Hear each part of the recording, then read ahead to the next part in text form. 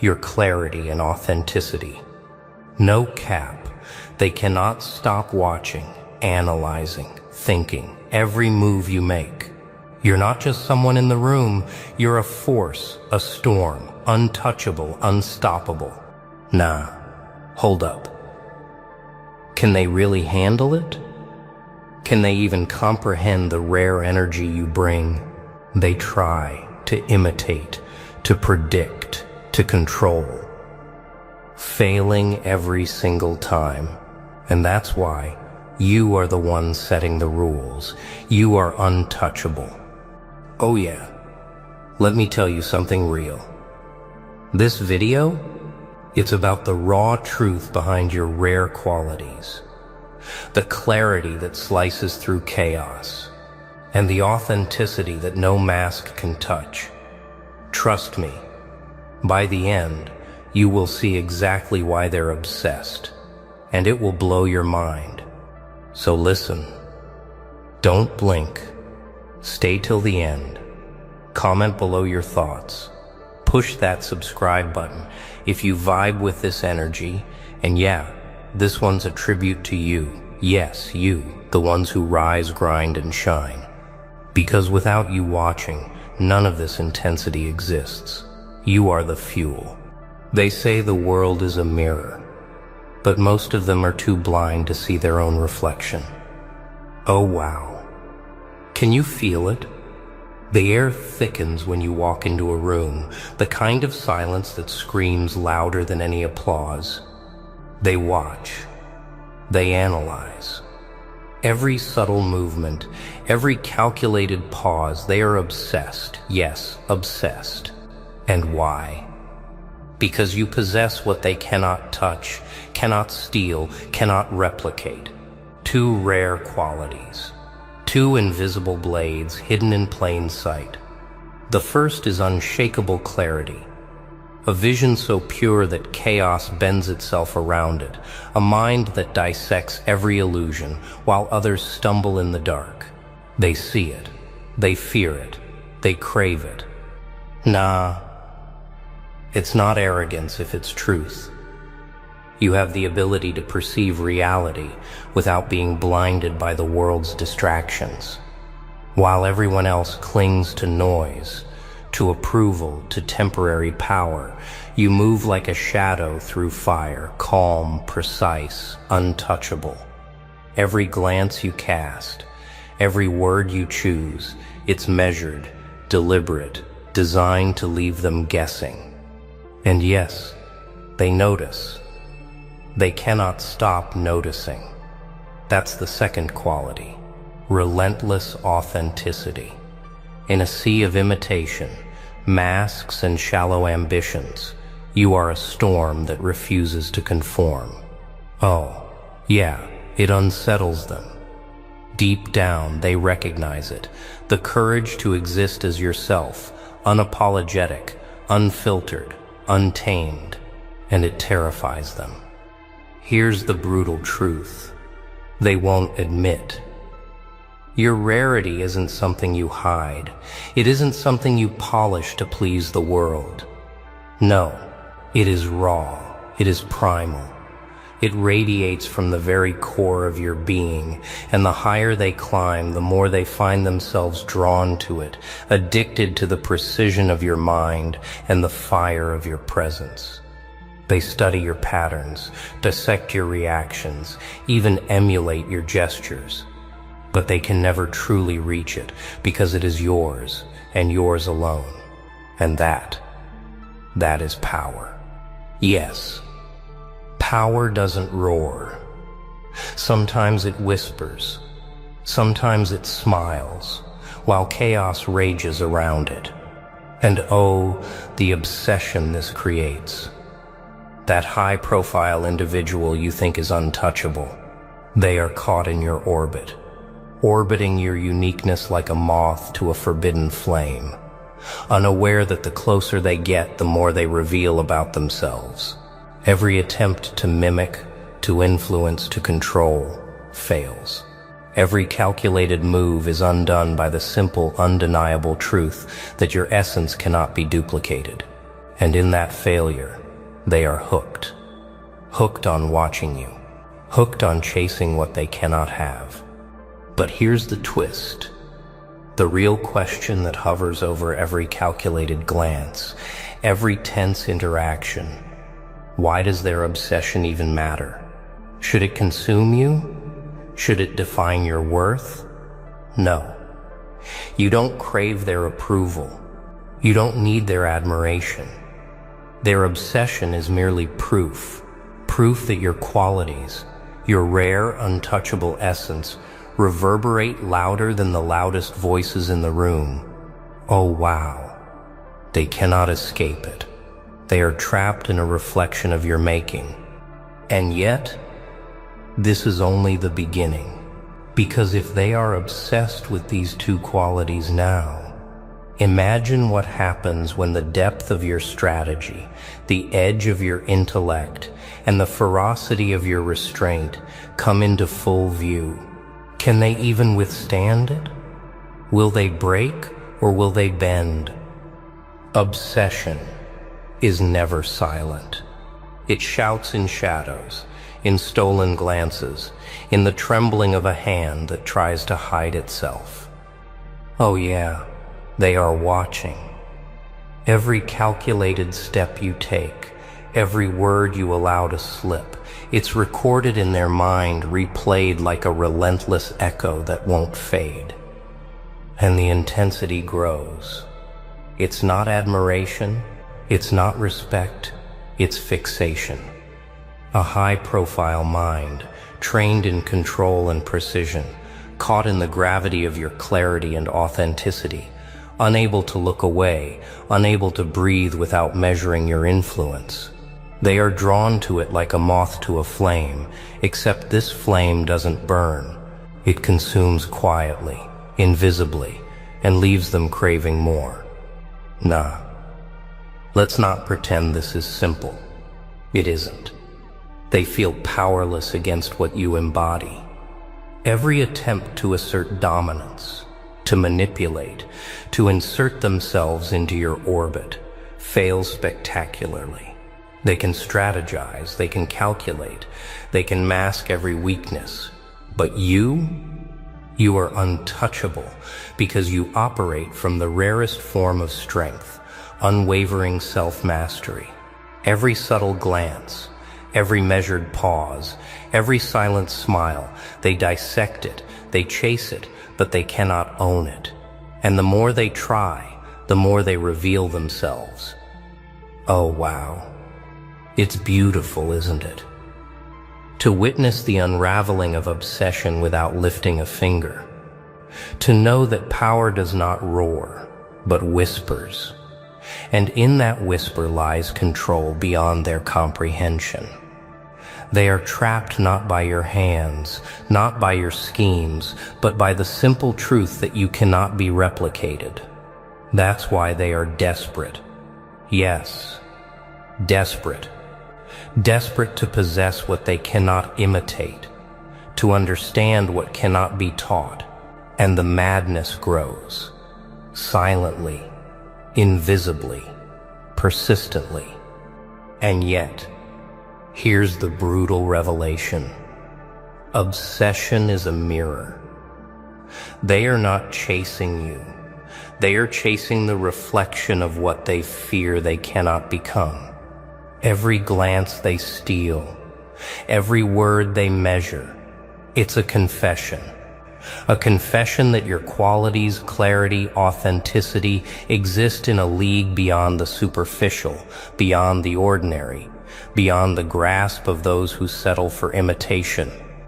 Their fixation is a silent applause to your untouchable nature, a proof that the path you walk is not just rare, it's inevitable. But here's the twist that will shatter their calculations. If they are consumed by these two qualities now, what happens when they confront the edge of your strategy, the depth of your foresight, the discipline behind every choice? Can they endure it? Will their obsession transform into fear, or will it ignite a desperate attempt to rise to a level they can never reach? Power isn't given. it's seen, and they cannot stop seeing you. Oh wow, the way they lean into every fragment of your presence. It's almost tragic.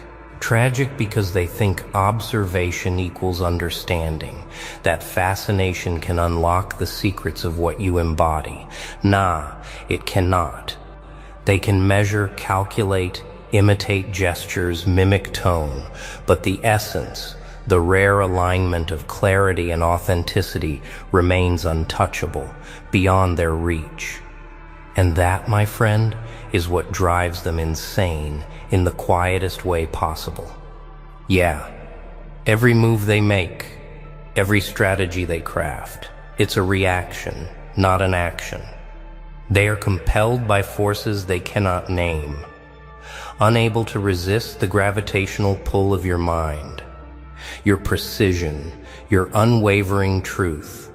You are the calm in a storm of chaos, the light slicing through the fog of their obsession, yet they cannot step away. The closer they try, the more exposed they become. Their desire to control it, to possess it, to bend it, fails spectacularly every time. Oh, did you see that? That twitch of frustration, that fleeting glance of doubt, that suppressed urgency. It's the evidence of your dominance. Quiet, invisible, undeniable. And yet you do nothing to provoke it. Nothing to escalate it. You let it unfold naturally, a slow-burning fire fueled by their own compulsion. They are intoxicated by it, trapped in a cycle they cannot escape. And the irony? The more they obsess, the more you rise, untouched by their scrutiny, untarnished by their projections, untouchable. But here's the razor-sharp truth. Obsession is not weakness. It is a mirror of their desire for transformation, a reflection of what they secretly wish they possessed. Every stolen glance, every whispered speculation, every desperate attempt to imitate your qualities, it's not about you. It's about their inability to confront their own limitations. And in that, you are both the challenge and the revelation, the standard they cannot reach, the measure of what they lack. And now, the stakes are rising. If they are desperate over these two rare qualities today, what happens when the full scope of your discipline, foresight, and strategic calm is revealed? Will their obsession evolve into awe, fear, or a reckless attempt to ascend to a level they cannot attain? Can they endure the full weight of your presence, the depth of your mind, the unstoppable rhythm of your authenticity? Some forces cannot be touched, only felt, measured, feared. Oh, do you feel it? That creeping tension that coils around every attempt they make to understand you. They thought they were observing, analyzing, controlling. But now the weight of your presence hits them like a tide they cannot escape. Every glance they steal, every thought they obsess over, it sharpens the edges of their own inadequacy. And yeah, it terrifies them.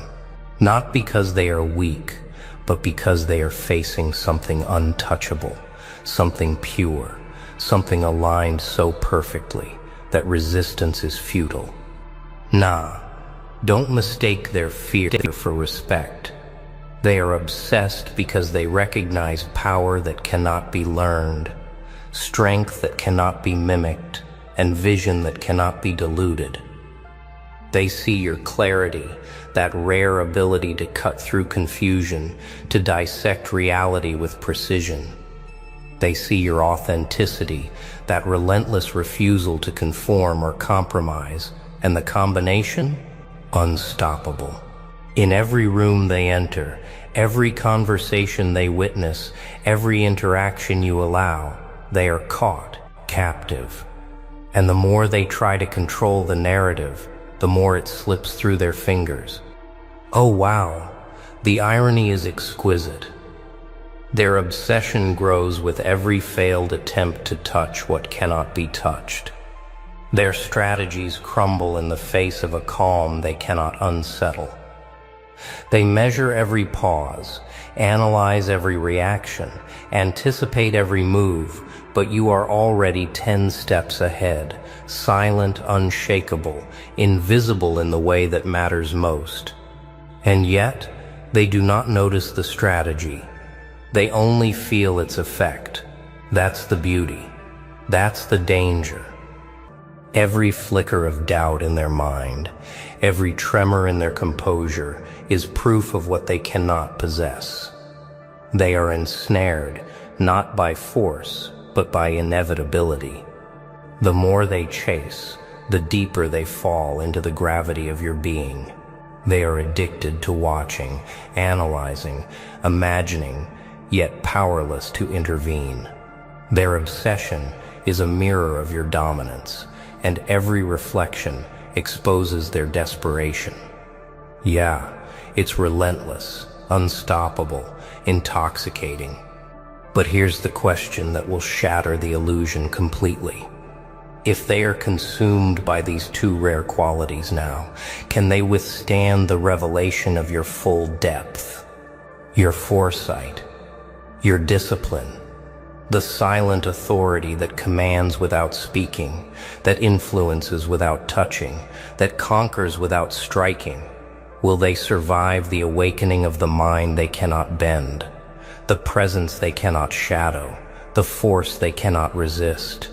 Some truths are too heavy for the unprepared mind, and they are about to learn it.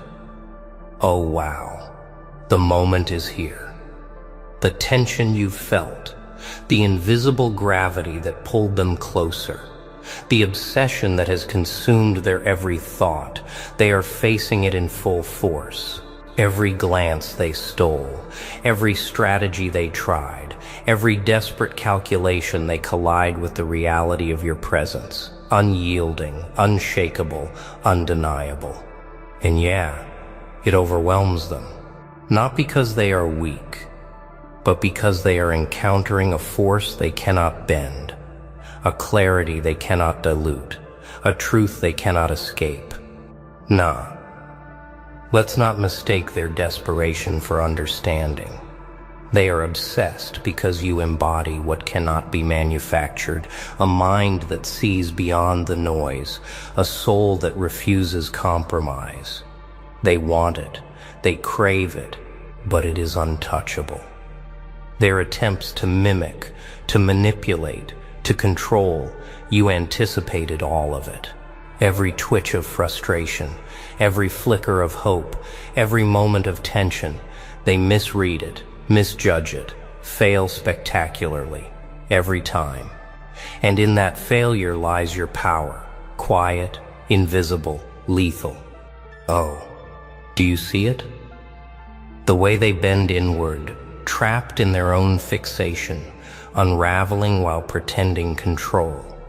Every ounce of obsession they pour into understanding you.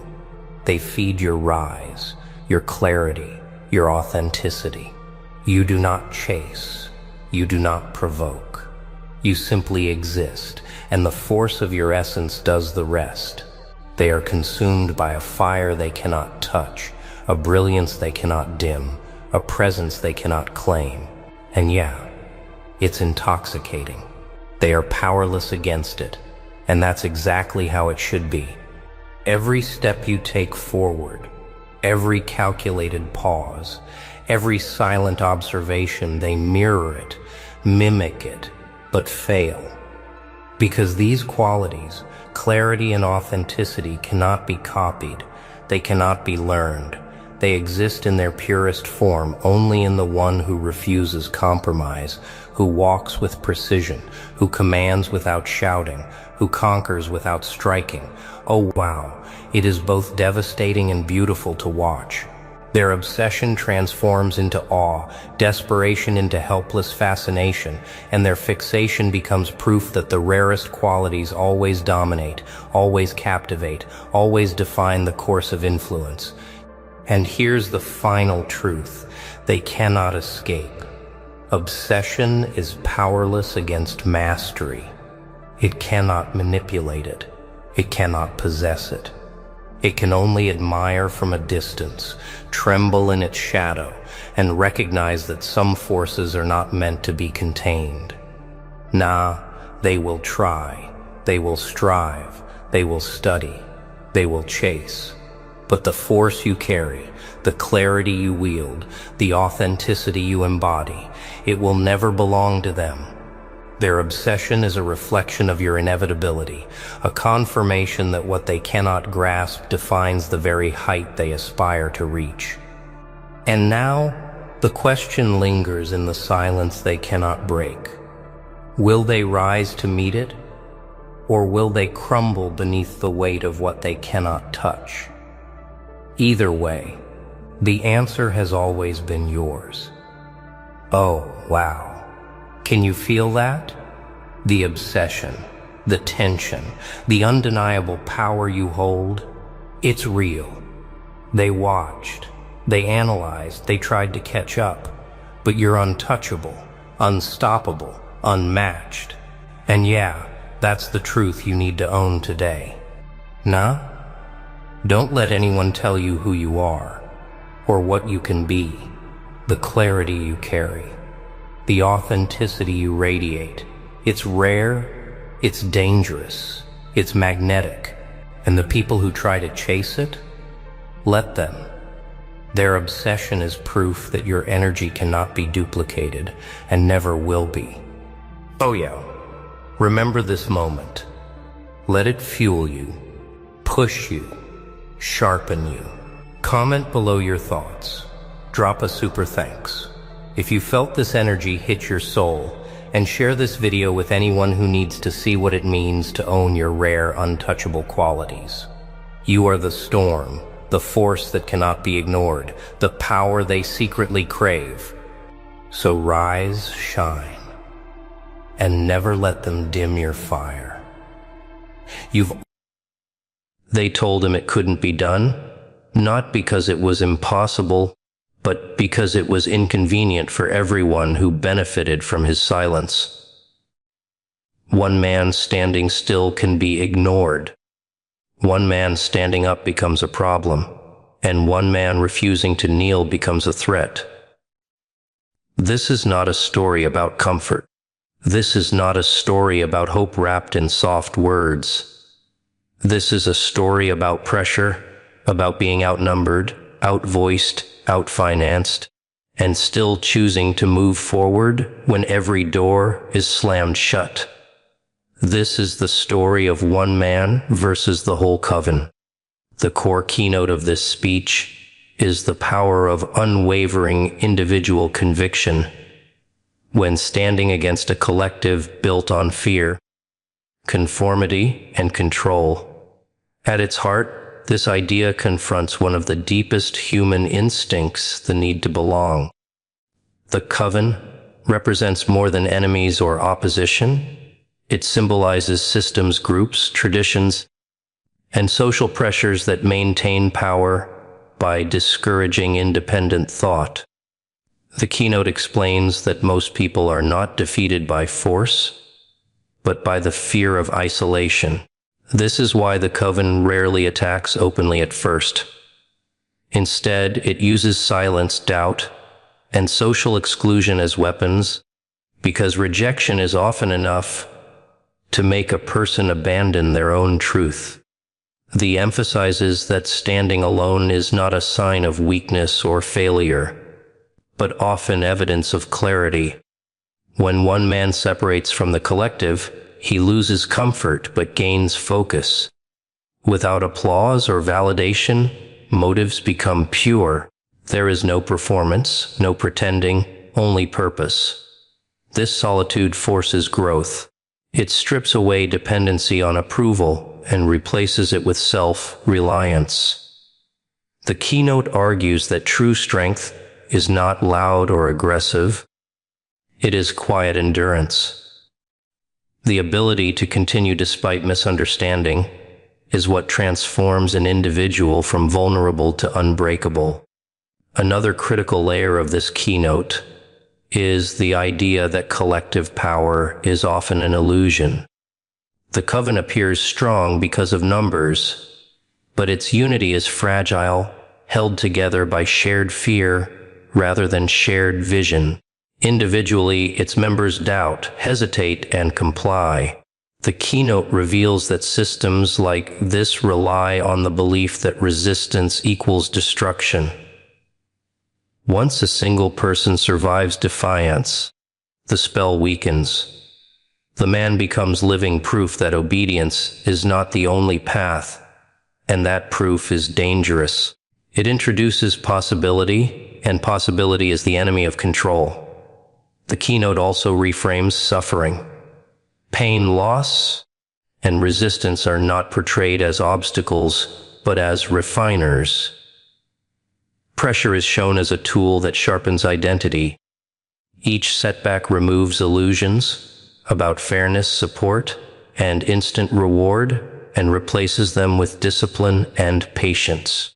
The man does not become powerful because the struggle ends. He becomes powerful because he adapts to struggle.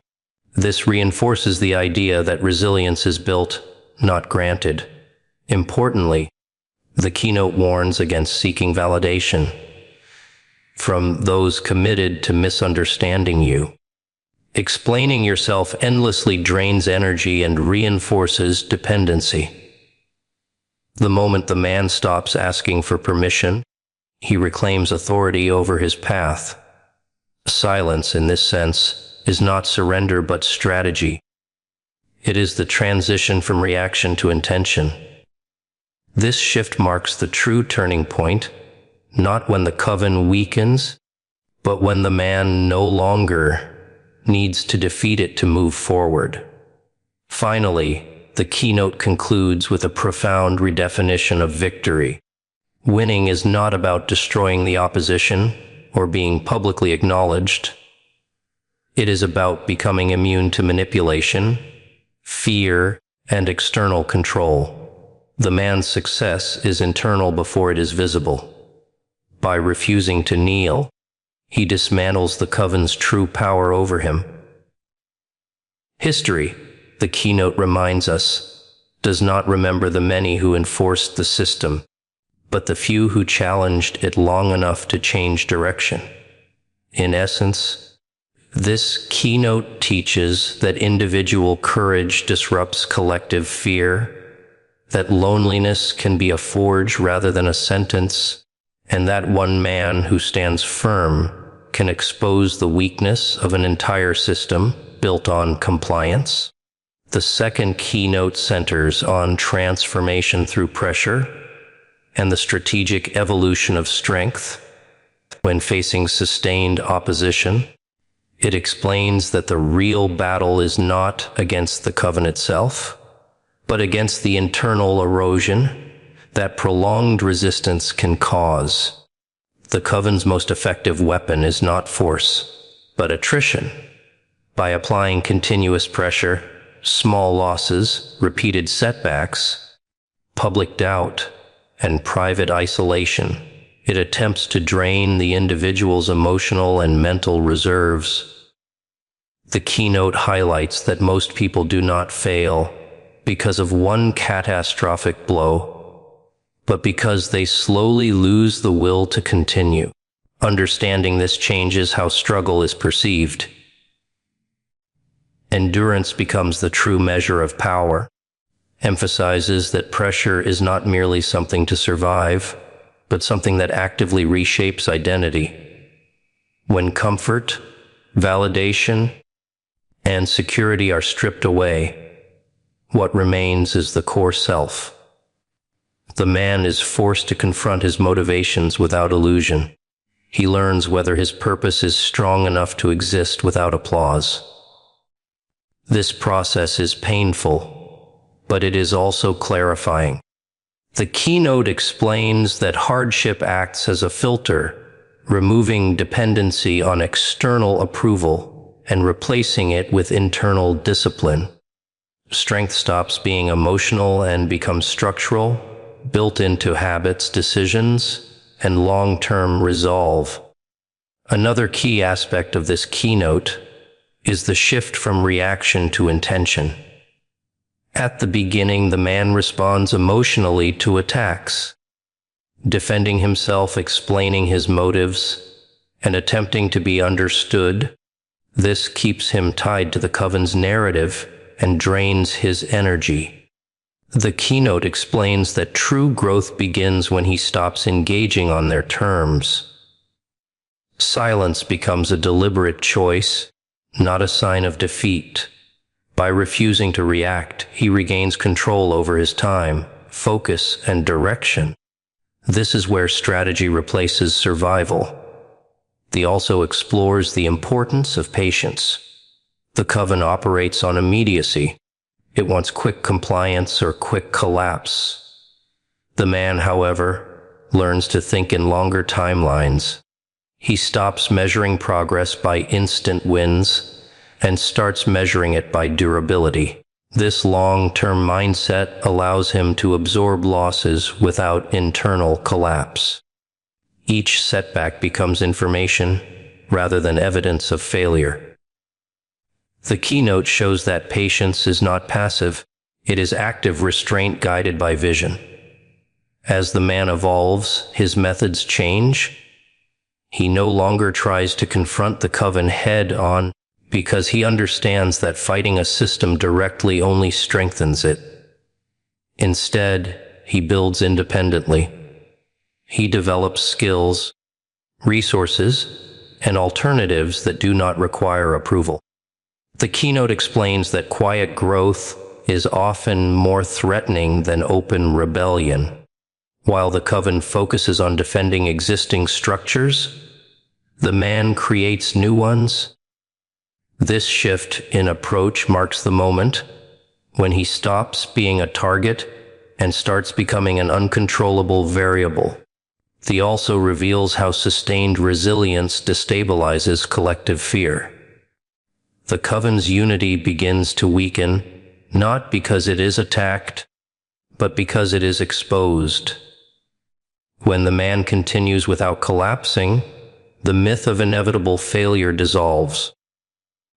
Doubt spreads among those who once enforced conformity. Some begin to question, others withdraw, and a few quietly follow new paths. The keynote makes it clear that influence does not require dominance, it requires example. Ultimately, the second keynote defines victory as evolution rather than confrontation. The man does not defeat the coven by overpowering it, but by outgrowing it. His greatest achievement is not external success, but internal sovereignty. He becomes someone who cannot be controlled by fear, approval, or intimidation. This keynote reinforces the idea that pressure, when endured with intention, does not destroy identity, it forges it. Through patience, discipline, and strategic silence, one man transforms adversity into autonomy, proving that sustained inner strength is the most disruptive force of all. Focuses on the redefinition of power and victory, challenging the common belief that winning means defeating or destroying the opposition. In this narrative, true power is not measured by dominance, recognition, or public validation, but by independence from external control. The coven's influence exists only as long as it can dictate behavior through fear, approval, or punishment. The keynote explains that the moment a man becomes internally sovereign, guided by his own values rather than external pressure, the coven loses its real authority over him, even if it still exists around him. This keynote highlights the critical realization that external battles are often distractions from internal freedom. Many people exhaust themselves trying to prove their worth to systems that are designed to deny it. The man initially believes that success will come from being acknowledged, understood, or vindicated. Over time, he realizes that these outcomes are irrelevant to his mission. The coven does not need to be convinced or corrected. It needs to be rendered irrelevant. This shift in perspective changes how energy is spent. Instead of fighting for recognition, the man invests in self-mastery. Another important dimension of this keynote is the understanding that history and impact are shaped by consistency, not spectacle. Loud victories fade quickly, but quiet progress compounds. The keynote explains that the man's growth is incremental and often invisible, which makes it more durable. He no longer seeks dramatic confrontations or emotional triumphs. His actions are guided by long-term alignment rather than short-term satisfaction. This steady momentum is what ultimately reshapes the environment around him, even without direct conflict. Explores the psychological liberation that comes from releasing the need to be liked or accepted. Approval is one of the most powerful tools of control, and the coven uses it selectively to reward obedience. When the man no longer craves it, manipulation loses its grip. This freedom allows him to make decisions based on truth rather than consequence. The keynote emphasizes that this is not rebellion for rebellion's sake, it is clarity. The man is not driven by anger toward the coven, but by commitment to his own path. As the man evolves, the definition of success becomes deeply personal. Success is waking up without resentment. Success is moving forward without fear of judgment. Success is knowing that no amount of pressure can force him to betray his principles. The keynote explains that this internal alignment creates an unshakable foundation. External circumstances may fluctuate, but the man's direction remains stable. This stability is what makes him unpredictable to systems that rely on emotional reaction and dependence. The keynote further explains that when one individual reaches this level of independence, it subtly alters the collective dynamic. Others may not openly follow, but they notice, they observe the calm, the resilience, and the absence of desperation. This quiet example becomes more influential than confrontation. The coven's power diminishes not through attack, but through exposure. Its methods appear increasingly desperate when they no longer provoke fear or submission. The man's existence becomes a mirror, reflecting the system's limitations. In its conclusion, the third keynote asserts that the ultimate victory is becoming untouchable in spirit. The coven can still criticize, exclude, or obstruct, but it cannot command obedience from someone who has already accepted solitude and consequence. The man's refusal to kneel is not an act of defiance, but an expression of self-respect.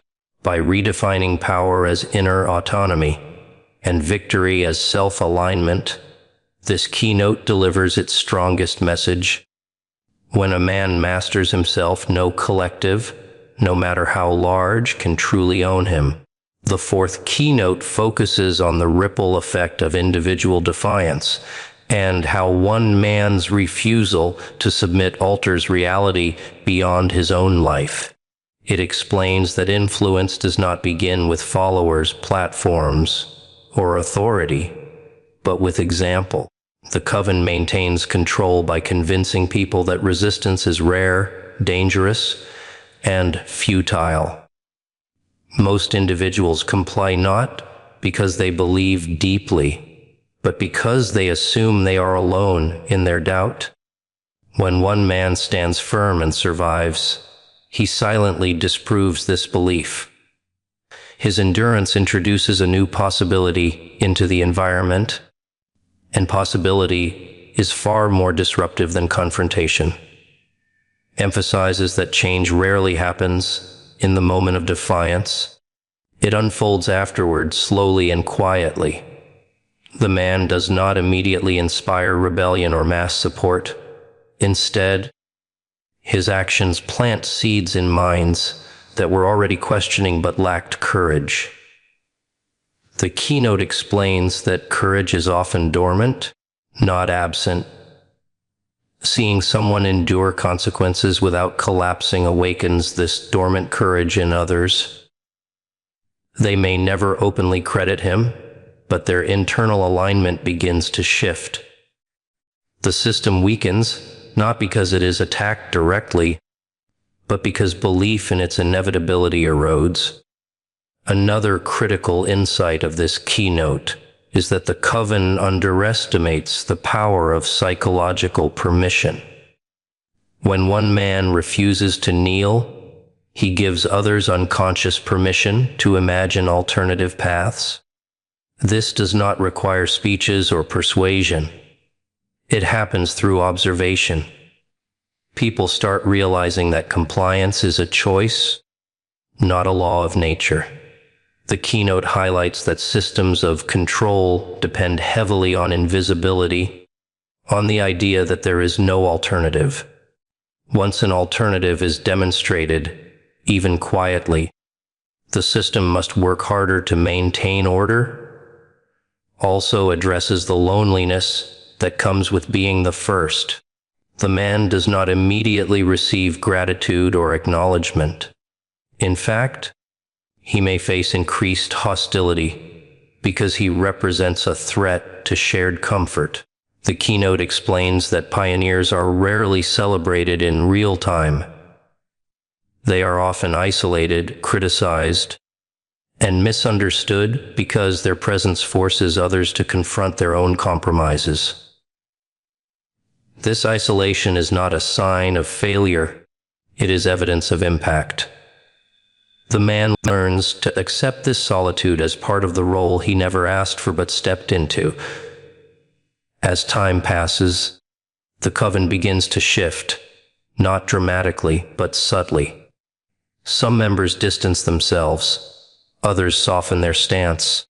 A few begin to quietly emulate the man's independence.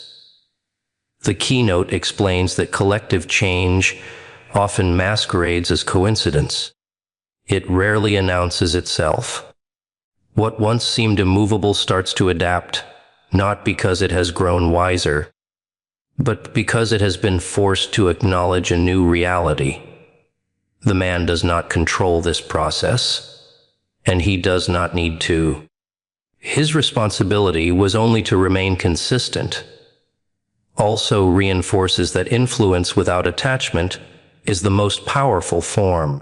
The man does not need followers to validate his impact. By refusing to seek credit or recognition, his influence remains pure and sustainable. He does not become another authority figure demanding obedience. Instead, he embodies freedom. This distinction is critical. The keynote warns that those who overthrow systems often become new versions of what they opposed. The man avoids this trap by staying rooted in self, mastery rather than dominance. In its final reflection, the fourth keynote asserts that one man's courage can outlive him. Systems change, people move on, and names fade, but the permission to stand remains. The coven may continue in some form, but it is never the same after someone refuses to kneel. The man's greatest contribution is not victory, recognition, or legacy. It is disruption of fear. By standing alone when it mattered, he alters the invisible rules that govern behavior. This keynote ultimately teaches that individual integrity is not just a personal triumph. It is a silent force that reshapes the collective future. The centers on the concept of mastery over fear and the deliberate choice to act despite overwhelming odds. It emphasizes that the true confrontation is never external, but internal. The coven represents the world's pressure, judgment, and resistance, but these forces only have power if they dictate your thoughts, emotions, and actions. The keynote explains that one man standing against the coven experiences fear not as a distant threat, but as an intimate companion, whispering doubt, magnifying risk, and tempting surrender. Mastery, therefore, begins with recognizing fear as inevitable and choosing action anyway. This mindset transforms vulnerability into strength, because courage is not the absence of fear, but the ability to move forward in spite of it. Highlights that fear is compounded when isolation intersects with opposition. The coven thrives on making the individual feel alone, marginalized, and expendable. Most people succumb because isolation intensifies fear, creating the illusion that resistance is futile. The man, however, learns that solitude is not a weakness but a crucible. Alone, he is forced to confront his own limitations and confront the truth about his purpose. This confrontation refines his resolve, making him less dependent on external reinforcement. The keynote emphasizes that independence of spirit is cultivated in these moments of isolation, where the stakes feel highest and the world seems silent against you. Another crucial aspect of this keynote is the deliberate choice to act without guarantees. The coven may outnumber, out-influence, or out-resource the individual, yet the keynote teaches that inaction is the greatest surrender.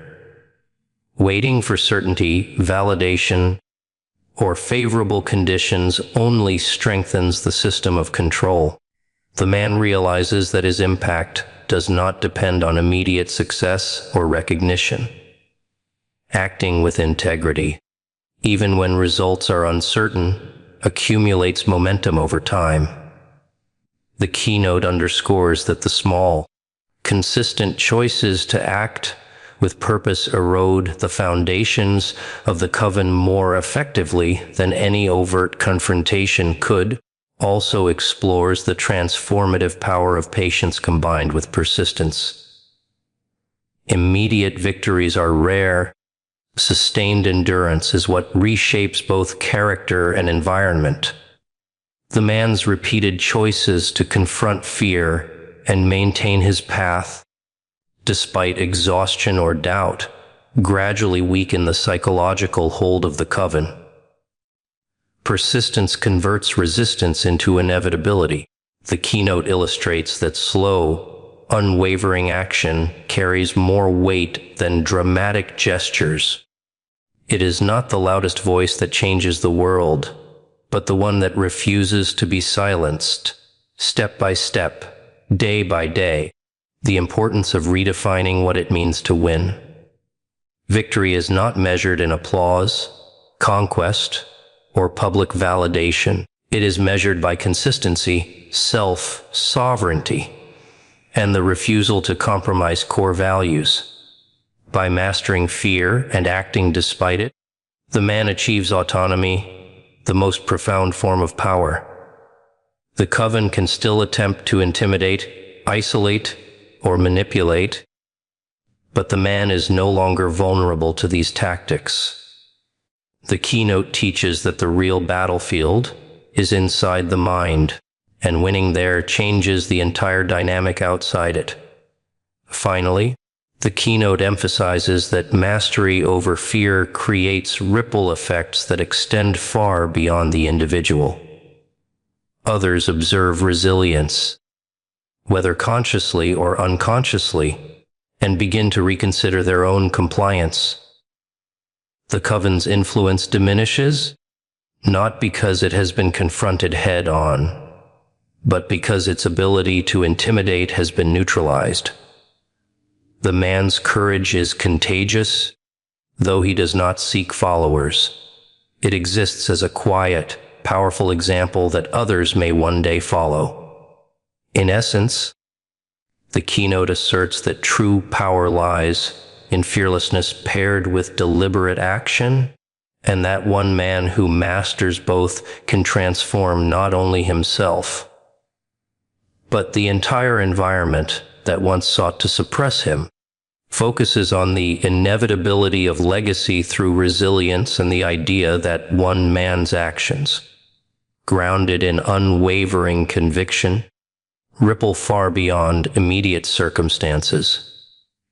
It underscores that true influence is not defined by public recognition or material victory, but by the enduring mark left on systems, minds, and perceptions. When a man stands against a coven, a collective designed to maintain conformity through fear and control, he may not see the immediate results of his defiance. The keynote explains that this delay does not diminish the significance of his actions. Rather, it magnifies their depth. Legacy is forged in the persistence of principle, the refusal to yield, and the demonstration that autonomy is possible even under extreme opposition. Emphasizes that resilience is the central mechanism through which one builds a legacy. Resistance alone, when reactive or sporadic, produces noise, not influence. The man's survival and consistent adherence to his purpose, despite relentless attacks, creates a template for others. The keynote explains that enduring opposition without compromise signals that systems built on fear are not invincible. Observers, whether allies, adversaries, or bystanders, begin to internalize a new truth: courage can exist without dependence, and integrity can persist despite consequences. The man's actions, repeated over time, crystallize into an unspoken lesson that resonates long after the immediate conflict has ended. Another crucial dimension of this keynote is the transformation of adversity into authority. The coven relies on external pressure to maintain dominance, using criticism, exclusion, and coercion to manipulate compliance. The man, however, converts these same pressures into tools for refinement. Every insult, every obstacle, every attempt at intimidation becomes an opportunity to strengthen his resolve, clarify his purpose, and deepen his understanding of both himself and the system opposing him. The keynote highlights that this process is invisible to the casual observer, yet it is the invisible work that produces enduring impact. Mastery is cultivated in the struggle, not in the moment of public recognition, and legacy is a natural consequence of this mastery. Also examines the idea that influence does not require direct confrontation or control over others. One man's example can alter the behavior of a collective without issuing commands or dictating terms. The coven, designed to maintain unity through fear, begins to fracture simply because someone demonstrates that fear is not obligatory. Others may not immediately act on this realization, but the awareness of possibility is planted. The keynote explains that the presence of independent conviction is a destabilizing force precisely because it is subtle, consistent, and enduring. Change does not always announce itself dramatically. It often accumulates quietly, reshaping culture and expectations over time. A further insight in this keynote is the permanence of principle over temporary victories. The man may not defeat the coven through direct action or secure immediate acknowledgement of his stand. Yet, by remaining true to his convictions, he ensures that his actions cannot be erased. Reputation, authority, or applause are transient. Integrity is lasting. The keynote emphasizes that history often overlooks the loud battles and remembers the quiet resilience of those who refused to submit. Legacy is not granted by systems or peers.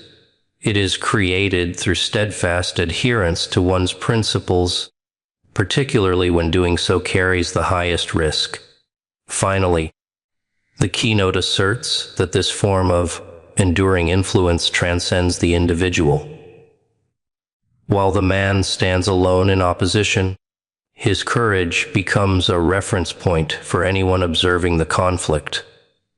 The coven may continue, but it will never operate under the same assumptions again. Fear no longer guarantees obedience. Compliance becomes a choice rather than a default. The keynote concludes by teaching that the ultimate victory is not simply survival, nor is it the temporary disruption of the coven. It is the creation of a lasting framework in which courage, autonomy, and integrity are validated by example. Through resilience, one man leaves a legacy that transforms perception, destabilizes control, and offers the world a model of how defiance, sustained over time, becomes immortal.